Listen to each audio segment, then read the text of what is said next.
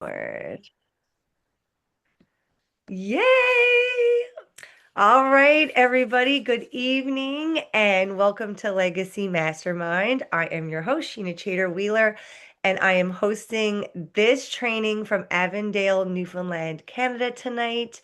Everybody is welcome. If you are watching, if you're on live, we ask you put your cameras on so we can see faces and put any questions or comments in the chat. If you're rewatching this, thank you so much. Share and visit Emily's pages.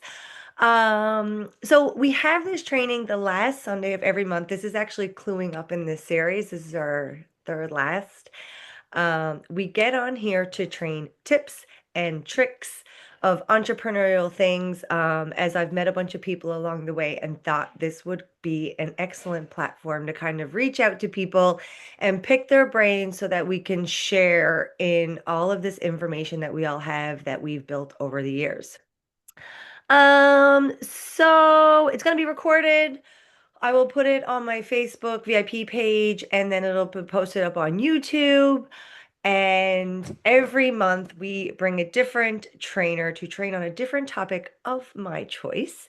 And this month we have Emily Strong, a tattoo artist well, I don't know where you're from, but Emily and I met in 2016 when I was visiting my husband's cousin, Jesse, in Santa Rosa. And we were staying with Jesse, and Jesse and Emily worked in the same shop at the same time, I believe. So Emily had been tattooing since 2013, and she and Jesse were roommates. And in 2015, Emily met the love of her life, Blake. So, they started dating in about 2016, and during that time, Emily was working at street shops and doing lots of drugs at the time. So, about a year into her and Blake's relationship, she had a relapse, and Blake kicked her to the curb. And at that time, Emily decided it was time to get serious in life and in business and decisions, and she got sober. So fast forward, I'm just reading my notes then, about, let's see, uh, I'm gonna say 20, was it 2018? You and Emily decided to move to Bakersfield and start a fresh life and get sober, and you were committed. So then about uh 2 years later, you proposed Hmm. and you have been happily ever after. She said yes. So in 2018, you moved. I came and visited, I think in 2022. It was like a few years later. And I went to Bakersfield and Emily tattooed me there. And then she led on that she was going to be opening your own shop. That was kind of an idea that started going. And then 2 years later, 2024, Treat Me Nice Tattoo was born. I think that's all right timing. So you were kind of done working for other people. You were done with this shit. You had put up with enough, especially through your own journey, and you decided it's time to go solo. So now you and Blake have been together, married just about 7 years. You have two sweet twins, a little girl and a little boy. I think they're probably around 6 Yep. now. And tonight, Emily is going to train us on how to be your own boss, being done with the shit, how to be your own boss. So without further ado, the talented, the versatile Emily Strong. Thank you. Thank you, Sheena. Well, I'm gonna try really hard not to make this sound like an NA meeting, but it just might end up coming out like that because that's my story, right? You So, tell your story, girl. um, yeah, I got clean after a long 10-year fight with hard drugs and um yeah, my not quite wife said, "All right, you're done here." So, that was the first woman to not let me walk all over them.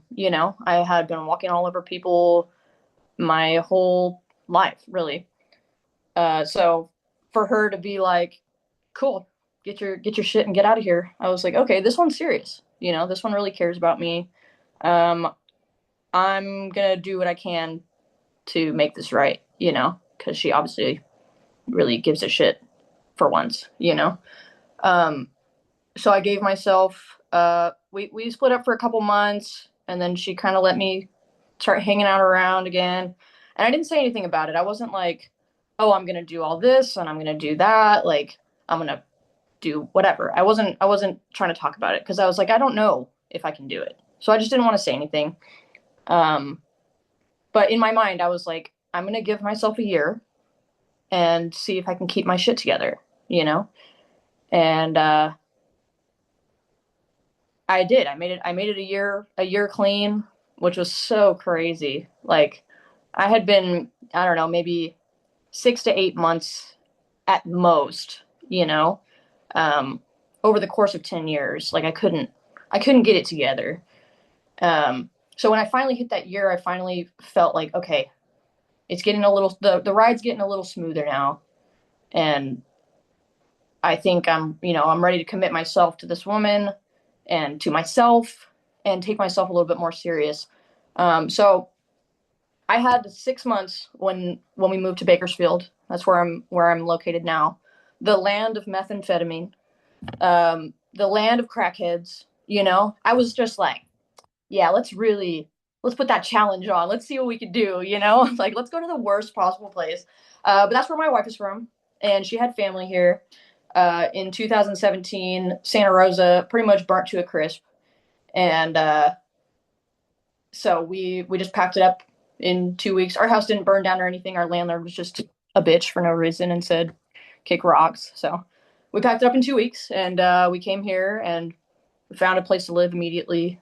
Bakersfield is different. It's different than where I grew up. Santa Rosa is real green and kind of hippie. Small town. That's what I was used to. And I came here and it's real country. It's country and it's cow fields and it's rednecks. It's different.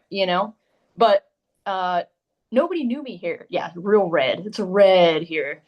It's like a little Texas. Um, but I liked it. It was new, it was different, and I had people here that cared about me. Nobody here till this day has ever seen me loaded, which is really cool, right? None of my clients have seen me loaded. Um, I mean, really, my wife is the only one that has seen me loaded. So, but we've worked through that. We've worked through it, and she's forgiven me. I've forgiven myself. So I liked it here in Bakersfield. It was a clean slate. It was nice. Um, I really struggled finding a place to click here as far as tattoo shops. I was not really impressed with the work that I had seen. Like up north, there's so many talented artists, and this is just kind of like, I mean, it's the armpit of California. That's what people call it. I think it's pretty true. It's kind of just like it's a place, it's a town. But there's not any like real. It's not quite LA. It's close to LA, but it's not quite the same crowd that's there. Um, so tattooing, it was kind of hit or miss finding a clique that I could relate to or respected their work. I don't think that I'm like God's gift to tattooing or anything, but like I think I'm like, average is here. I think I'm like right here. Um, so the first shop that I came to, it, thank you. The first shop that I came to in Bakersfield, it was just a little hole in the wall place, but I liked their tattoos. They did real traditional stuff. Um, so I thought I would give that a try. I almost didn't get hired there because the owner was like, "Oh, we don't usually hire females." When they say females, they're just like, they can't say the word woman or something. They're like, when we usually hire females, they just like sleep with our boys, like our tattooers and stuff. And I was like, I mean, I pretty much looked the same as I do now. When we moved here, I had real short hair, I wore boy clothes, and I walked in linked up with my wife. And I was like, yeah, okay, bro, like, no, don't worry about that. Don't worry about that. Um, so I worked there for about a month. I worked there for a month. And then I realized all the sexism. I saw it all unfolding. The lack of seriousness that was going on. I had approached the owner who didn't even tattoo. He just owns the place, which should have been my first red flag, you know. Um, I had approached him with some concerns that I had. I'm like, hey, we need distilled water. Like, hey, we should, I need a key to get in. They opened at 1 o'clock and no one was ever on time. 1 o'clock in the afternoon, no one was there. Um, and then, like, I think it was my last week there, and there was like some guy dealing drugs out of the back of the shop. And I'm like, I've never seen you before. And there's just people hanging out that aren't, I'm like, where? None of you are buying anything. Why are you here? Get the fuck out of here. So I just packed up my shit that day, and um, I got my shit out of there. And one of the owners at another shop that I had tattooed at my first shop there, he was really nice. And I was like, oh, I'm just going to go check out his shop, you know? And it was just kind of another miss, you know? I was there for almost a year. I had burned through all my savings because I was behind in line behind the apprentice to do a walk-in, uh, which was so weird because he didn't know how to talk to customers. He would send walk-ins right out the door, and I had to just kind of sit there and twiddle my thumbs. I was like, I could have sold that. I could have done that tattoo, but you sent him out the door. So, um, yeah, I didn't have any clientele. I was pretty reliant on walk-ins for the first year of me being there, and I just couldn't make it. I think I did maybe like $1,000 a month, working there, and I'm like, I can't pay my bills. The owner got super mad at me for like wanting to leave, and I'm like, you're not promoting. Everybody here sucks. Like, you're my friend, but you suck at tattooing. And I think when everybody leaves in the middle of the day type shit, and they're overcharging for their work, and it's really unmotivating to be in that situation. I'm like, when you're the best one there, there's no room to grow. There's no inspiration. Um, so I left. I had to leave that shop too. So I was there. So in less than a year of me being here, I'm at my second shop already. So I'm like, fuck it. I'm just gonna go to this place that's kind of close by to my house. Their tattoos are okay. Um, and it was really good. I was at this shop for almost 5 years, you know, um, which is I'm a long term. I like to stay at the same place for a long time. I like to be comfortable. I like for my clients to know where I am. Like, I don't like to bounce around. That's not who I am as an artist. That's not who I am as a person. Like, I'm a committed person. Um, so when I found this shop, I had no clients. Um, I get there, there's probably, I think there would be like 7 artists and a piercer or something. Um, and immediately the first day, uh, walk-ins are coming in. The guys are like, "Oh, I don't want to do that. You do it." Like, they're just shooting me every single walk-in back to back, and like immediately, like within the first year of me being there, like, I'm busier than all these other guys because I'm like willing to do these walk-ins. Um, and it was cool. It was cool for a long time, actually. Like, I became really good friends with these people. I was really busy. I was using my coil machines, and if you're not familiar, like, that's kind of the old school means of doing a tattoo is you use a coil machine. Um, and and when I noticed that things started going downhill for me was when I switched to using a pen machine. So that's like, you put a cartridge in, it has the needle built into it. It's kind of like, it has a different hit to it, it has a different feel to it. Um, Everybody in the shop used one of those, right? I was the only one making noise in the shop. And somehow, I shouldn't have done it, but somehow they convinced me to use the pen machine, right? Um, I feel like my motivation started going down. My care for, like, I honestly, it felt like a shortcut. I felt like I was shortcutting tattooing. Um, and I came to terms with like taking shortcuts. Like I was taking shortcuts all the time. I was like throwing something into like a stencil making app, or like, I got an iPad. I was drawing on paper. I got an iPad because my kids had just been born in 2020. I started at this shop at 19. And I didn't have time to draw shit on paper anymore. Like I just didn't. I didn't have time to go to the shop and have my alone time to do that. I had to be home with my kids. And I still use my iPad today. It's been great. I love it. It's very fast. All I can do on it is make stencils. That's it. Just draw a stencil, print it out, tattoo the person.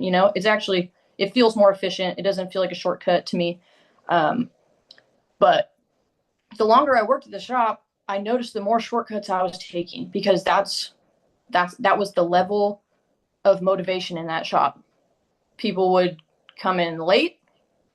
People would leave early. People were not ready for their appointments, and they would make their clients wait for hours on a stupid little tattoo, like the size of your fucking finger, like a little bird on a branch, a fucking infinity symbol, the dumbest Pinterest shit you can think of. I'm like, why are you not ready for that? You know? Um, so little shit like that, it really bleeds into when you see the owner of the shop being this way, and you see everybody else in the shop just trying to do the work the quickest they can, without any preparation, without any love, right? It really bleeds into your work. So when I started taking those shortcuts myself, it was probably the worst feeling that I could ever have as a person, as an artist, because that's all that I know is art. That's all that I have known is art. So to take shortcuts in art, um, it was really dehumanizing, and it felt horrible. And so I think to myself at that time, I'm like, I gotta get the fuck out of here. Like tattooing is the only thing that I've ever put 100% of myself into. Uh, so to feel like I'm doing less than that feels like a disservice to myself and to my clients. Like it's disrespectful to my clients, really. You know, your clients go out and work 8 hours a day for $100, you know, and I make that in 20 minutes. You know what I mean? They spent hours of their lives so that they can come get tattooed by you. They deserve that respect. Um, so owning a shop has always been a dream of mine, and I've never really considered it an option until I ran out of options. When you're somewhere where what you're looking for is not available, you got to make it yourself, right? So I didn't know if I was responsible enough to be in charge of other people. I didn't even know if I was going to be able to keep my own kids alive. I didn't know if I was that skilled in being responsible for other people. I've kind of been a big baby my whole life. I'm sure with other tattooers that you've met along the way, we're all just sensitive big babies, really. Um, and I think that I can say that is true for all of them, uh, speaking from my experience. But yeah, so I decided, um, my wife and I figured out a way. Well, so I was just talking about it, right? I was like, I think I just want to, do my own thing for a while. Me and my wife were talking, and like the next day, she's like, oh, okay, I set up an appointment for you to go see this place. And then I found another cool place over here, which you probably go check out. You know what I mean? And I was like, holy shit, all right, yeah, let's go look. um so if you're not familiar, there's these there I don't know how to explain them. There's places called solas here. I don't work at a sola, but that's probably the biggest chain here. That would be more familiar to people. It's pretty much a big warehouse where they build individual suites inside of them, and you just rent the space. uh, and I had never heard of them before my wife had found them. And it's usually just like hairdressers and nail artists and other small people that, individual businesses that, you know, it's service stuff. Um, so we went and checked out this one place called Salon District. That's where I'm currently at. Um, and within like a week, I was signing the lease for it. We're signing the paper. We're sitting down. The owner was like, "Yeah, I have this badass building. I have this badass room for you," and it couldn't have it couldn't have been more perfect. I never liked the idea of me being in a salon. Seemed kind of cheesy, I guess, like working in the middle of a mall or something. Uh, but I was like, I need to know if I can make it here, then I can eventually branch out. If I can survive here, then I can survive in a larger shop. Um, so I've been at Salon District for 2.5 years. It's been great, but I've been getting the itch to do the next thing. I'm lonely. I miss having that. You get to do the walk of fame with your tattoo to all your friends, or the walk of shame. It's all the same. Get some eyes on it. Get some opinions. What do you think about this? What do How should I draw that? I was really missing the friendship aspect, and also the motivation. Like, I feel like I've peaked where I'm at again because I'm my only competition, and that really motivated me for a long time. But now I'm getting the ick for where I am, because I'm just ready. I'm ready to go. I've proven that I can pay my bills on time. I've proven that I can show up for work. Like, that. I think I just needed to know that I could do it. And so for the last year, I've been looking on the Bakersfield commercial real estate websites for a fucking year, and nothing was coming up. People think that they're sitting on this pot of fucking gold. I'm like, I want to buy something. I'm not going to invest all my money in putting in brand new floors for this piece of shit dude who is going to kick me out, raise my rent, make up these rules. Like, I don't want I don't want a fucking landlord. I want to be the fucking landlord, right?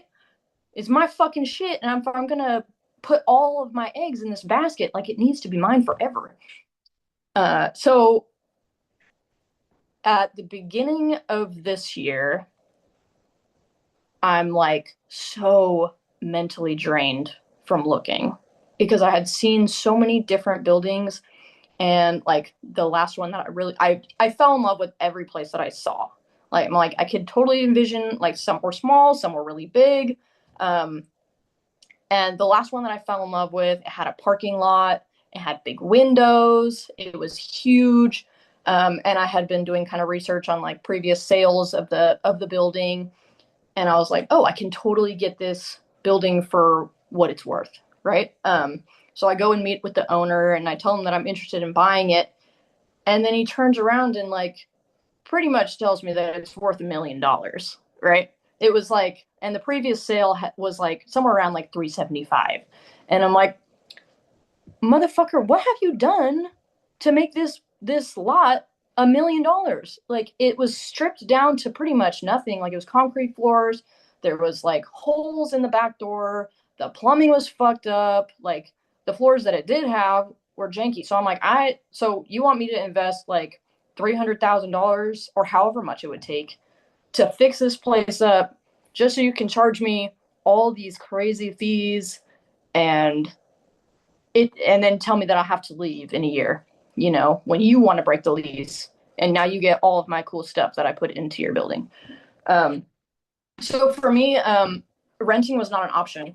Um, I just had to keep looking. And at the beginning of the year, I was so exhausted, and I was like, let's just go check out this place. I had been kind of looking at it. It's kind of just like a whatever building. It was I think it was a library or some shit.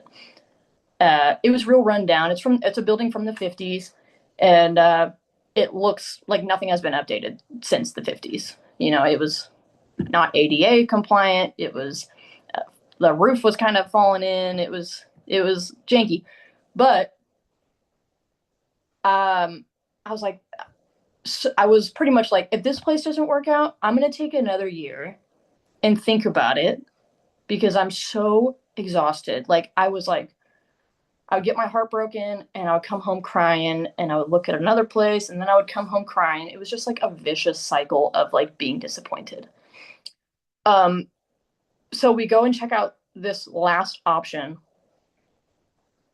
and we pretty much got into a bidding war about it, right? I was like, this building has been on the market for almost a year. I hired a realtor and everything to come talk to these people for me. I was like, this building has been on the market for over a year. I'm down to do 20% less than asking price, you know? Um, and they counter with like they listed for like it was like $500,000. I'm like, maybe the parking lot itself is worth 50 grand, and the building is falling apart. So it's like, what is this really? I'm like, I have to put a ton of fucking money into this place to make it functional. To even if I had an office like business, it's not ready to move into. It's not worth $500,000. Um, so they countered at like 5,000 less than asking price, and yeah, I had offered them like 350 or something, and I kind of wasn't expecting them to go for it, but for them to offer 9,000 less was like pretty crazy. So I told my realtor, I was like, "Fuck these people," This is my offer. Suck on my nuts, like piss off. And they were like, we've had other offers for 400. I was like, that sounds like a you fucking problem. Because you should have fucking taken it. You should have taken that. Um, so a couple days pass, and they accepted my offer. They accepted my offer on it at a little less than 370. And 370 is fucking like I got away with murder on that shit. Like they were so desperate actually to sell, and they had zero offers on it because it's not like an opportunity zone uh, building for some reason, but it just looks like a fucking tattoo shop, right? It's so fucking cool. Sheena, I'll have to send you a video of it later. They've been building it out for the last 2 3 months. So yeah, I fucking got it. I fucking got that shit. Um, it's 3,000 square feet, and I'll be able to put, I don't know, I think it's like eight people in there. Yeah. So I have one guy ready to go, that I've actually been keeping in the loop.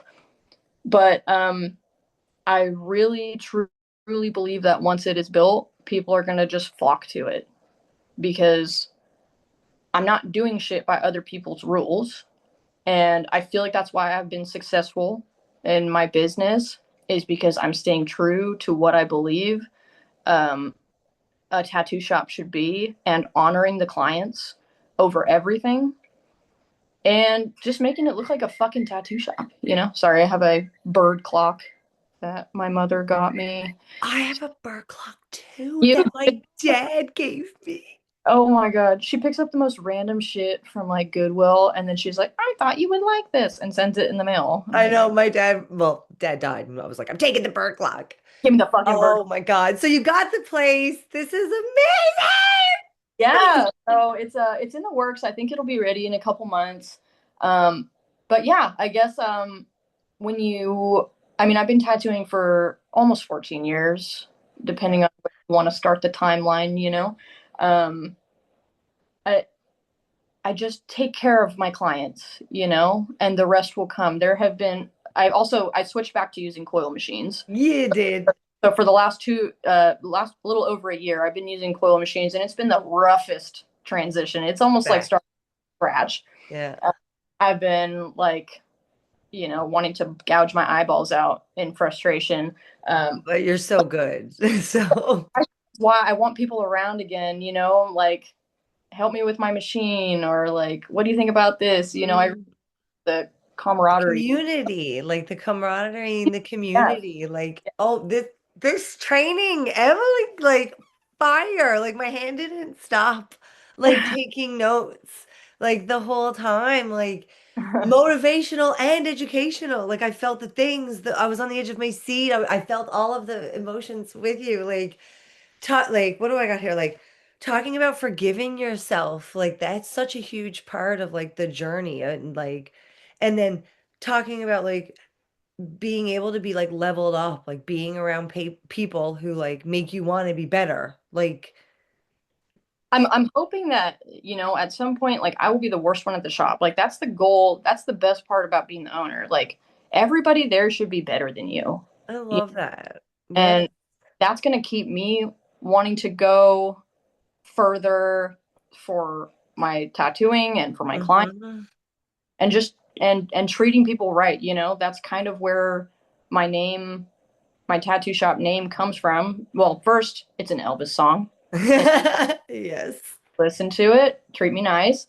Because I just love and adore Elvis ever since I was a little girl.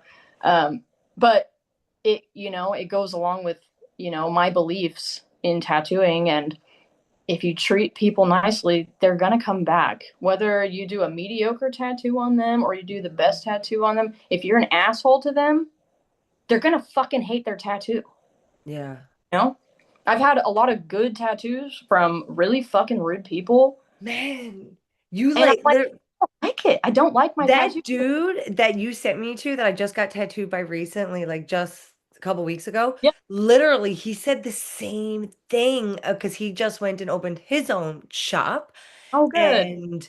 And literally said the same thing. He was like, you can't treat people like shitty when you're getting tattooed because then forever they'll look at that tattoo and like relate it to a shitty experience. Right. And Yeah. that doesn't make anyone feel good.